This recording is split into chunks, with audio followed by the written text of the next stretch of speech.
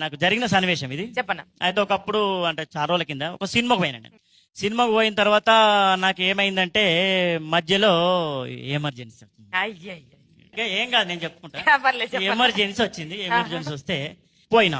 పోయేసరికి 2 రూములు డోర్లు ఉన్నాయి. అలా చూసినా ఇక పావు గంట నిలబడ్డా, అర్ధగంట నిలబడ్డా, గంట నిలబడ్డా. లోపల ఉన్న మనిషి బయటకు వస్తలేడు. నాకు పిలువ బుద్ధి కాదు, చెప్పబుద్ధి కాదు, డోర్ కొట్ట బుద్ధి కాదు. ఇక నేనేం చేసిన, గాయకుని కదా, ఒప్పుకుంటూ వెళ్ళాను. గాయకుడు నేను ఒక పాట పాడతా, లోపల ఉన్నాయని అర్థం చేసుకొని బయటకు వస్తారని చెప్పేసి ఉపాయం అన్ని పాట అందుకుని. రావోయి చందమామ నా వింత గాత వినుమా, రావోయి చందమామ నా వింత గాత వినుమా, రావోయి చందమామ. లోపలున్న ఆయన కూడా గాయకుడే. ఆ విషయం నాకు తెలియదు. ఈ ఆయన అందుకున్నాడు పాట.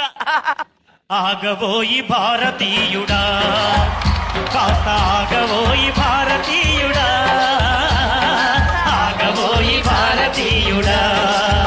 అవ్వా నేనైతే బయట గంట సేపా నిలబడి. అవునవును, నేను అప్పుడే చెప్పిన నా పరిస్థితి ఎట్లా, ఆగుడు లేదు, ఆగేది లేదు. పాట అందుకున్నా. ఆగదు ఆగదు ఆపితే ఆగదు, ఆగదు ఏ నిమిషము నా కోసము, అది ఆపితే ఆగదు ఈ నిమిషము. అట్లా పరిస్థితి.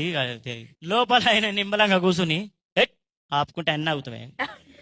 మనిషికి కృషి ఉండాలి, పట్టుదల ఉండాలి అనుకుంటే పాట అందుకున్నాడు.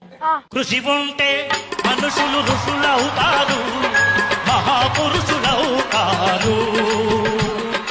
అయ్యా నీ దండం పెడతా, నీ బాంచను. కృషి ఉంటే ఋషులైతారు కానీ ఆ ఋషికి కూడా ఇది సాధ్యం కాదు. నువ్వు ఇమ్మీడియట్లీ నా పరిస్థితి ఘోరం. నా ఎట్లా పరిస్థితి అంటే బయట రగులుతోంది మొగిలి పోదాం కుగులుగొంది కన్నీరా